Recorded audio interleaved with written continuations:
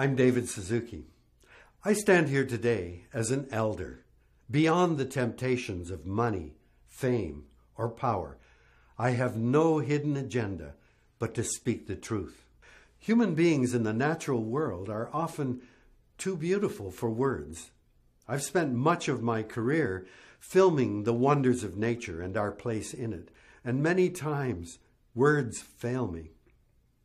As I near the end of my life, I'm amazed at how much power, technology, wealth, and consumption humanity has acquired, and that has transformed our lives, while at the same time undermining the very life support systems on which our existence and well-being depend: the air, the water, the soil and food, photosynthetic activity, and biodiversity. Now, my grandchildren are the joy of my life. But I know how uncertain their future is, and all of the baubles of our consumer society cannot compensate for the rich wonders and generosity of nature. But you don't have to be moved by the beauty of the world to understand that we depend on it utterly for our very existence. My post-war generation and the boomers who followed, we've lived like kings and queens as we partied as if there was no tomorrow, never worrying about the kind of world we were leaving for our children. Well, the party's over. Human beings and the natural world are on a collision course. If not checked, many of our current practices put at serious risk the future we wish for human society. No more than one or a few decades remain before the chance to avert the threats we now confront will be lost, and the prospects for humanity immeasurably diminished. A great change in our stewardship of the earth and life on it is required if vast human misery is to be avoided and our global home on this planet is not to be irretrievably mutilated. Those words are taken from the world scientist's warning to humanity from November 1992, over 2 decades ago. It was signed by over 1,700 senior scientists from 71 countries and included more than half of all Nobel Prize winners. Since the world scientist's warning, scientific study after scientific study has documented the perilous state of the atmosphere, oceans, forests, vanishing species, toxic pollution, and the unanticipated consequences of powerful new technologies. Now we stand at the edge of a precipice that is of our own making. In less than 100 years, we have managed to lose sight of our absolute dependence on nature and our responsibility not to foul our own home. We congratulate ourselves for growth, expansion, technological advances, and profits, and we live with the illusion that our inventiveness enables us to keep the economy growing without limit. Canada has been near the head of the line when it comes to growth and profits in the world. And the tyranny of the belief that the economy is what matters most to the country has transformed us to a point we can hardly recognize ourselves. George Monbiot writes, "Canada, a liberal, cultured, decent country, has been transformed into a thuggish petro-state." I believe this is who we are. A country that, in spite of everything science tells us, what the changing weather tells us, is determined to squeeze every bit of oil out of the ground, to grab the last of the profits, to feed an addiction that we know is destroying a future from coming generations.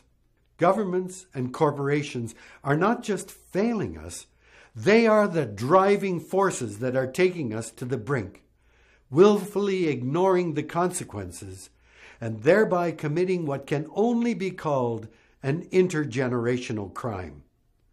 The consequences of their actions and inaction will reverberate for generations. Willful blindness is an indictable offense, as is criminal negligence. But intergenerational crime is so recent a concept that we have yet to develop the legal mechanisms to act. Our so-called leaders must be held accountable. This accountability must extend to every citizen of Canada. We have failed our children and our planet because of our fear of change and our fear of the future. I accuse corporations, including the automobile, energy, pharmaceutical, chemicals, and agricultural sectors, of putting profit and growth before all else, including the survival and health of society. That their corporate lobbying is setting our country's agenda is shameful. I accuse Canadian politicians of intergenerational crimes. Their actions will affect our grandchildren and their grandchildren. I accuse Canadian corporations and government of immoral activity with devastating consequences for the poorest, most vulnerable nations on the globe. I accuse Canada's politicians and its citizens of willful blindness, of failing to be informed about critical issues that they have the power to influence, and of failing to take action when they are aware of avoidable ecological crises. If my country refuses to exonerate me, then it stands guilty of failing to defend its vaunted claim of freedom of speech. If my words are judged treasonous, then so be it. With my carbon manifesto, I aim to stop these crimes. 1. Fossil fuels as our primary energy source are over. Within a generation, they must stay in the ground. That means exploration and subsidies to the fossil fuel industry end now. 2. Save the Earth's largest carbon sinks.